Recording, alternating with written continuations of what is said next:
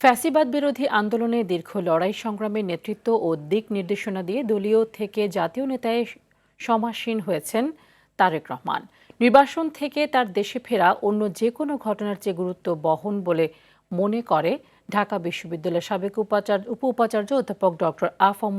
ইউসুফ হায়দার। খান আলামিনের রিপোর্টে থাকছে বিস্তারিত।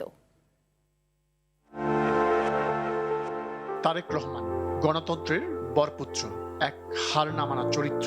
গণতন্ত্র রক্ষা করতে গিয়ে ১/১১ সরকারের রোষানলে পড়েন তিনি।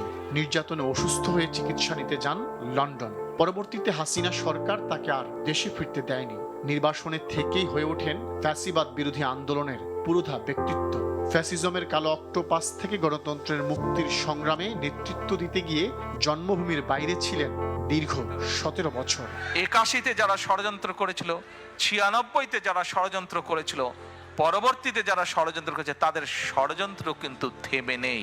এর মধ্য দিয়ে তারেক রহমান কেবল দলীয় নয়, জাতীয় নেতায় নিজেকে আসীন করেছেন বলে অভিমত ঢাকা বিশ্ববিদ্যালয়ের সাবেক উপ উপাচার্য অধ্যাপক ডক্টর আ.ফ.ম.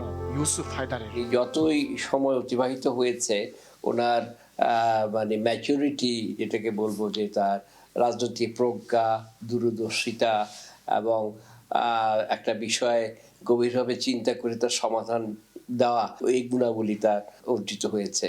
এটা তাকে দলীয় প্রধান থেকে রাষ্ট্রীয় নেতাতে পরিণত করেছে। আগামী নির্বাচনে বিএনপি সরকার গঠন করলে তারেক রহমান প্রধানমন্ত্রী হবেন, এটি এখন বাস্তবতা। এর পূর্বাভাস ৩১ দফা প্রণয়নের মাধ্যমে তিনি আগেই দিয়ে রেখেছেন বলে মত এই বিশেষজ্ঞের।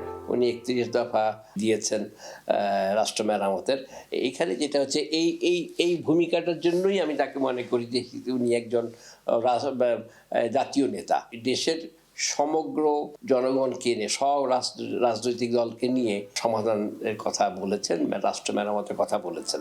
পৃথিবীতে বহু নেতারই স্বদেশ প্রত্যাবর্তনের ঘটনা ঘটে, তবে বাংলাদেশের ইতিহাসে তারেক রহমানের প্রত্যাবর্তন আলাদা গুরুত্বপূর্ণ বলে মনে করেন তিনি। হাসিনার প্রত্যাবর্তনটা অত বেশি আলোড়ন বলি বা ইম্প্যাক্টের কথা বলি, সেটা সৃষ্টি করতে পারে নাই।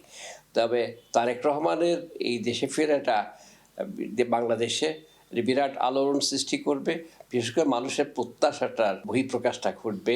তার কারণও আছে, যেটা হচ্ছে যে উনি গণতন্ত্র প্রতিষ্ঠার জন্য যে স্যাক্রিফাইস করেছেন, এটা অনবদ্য।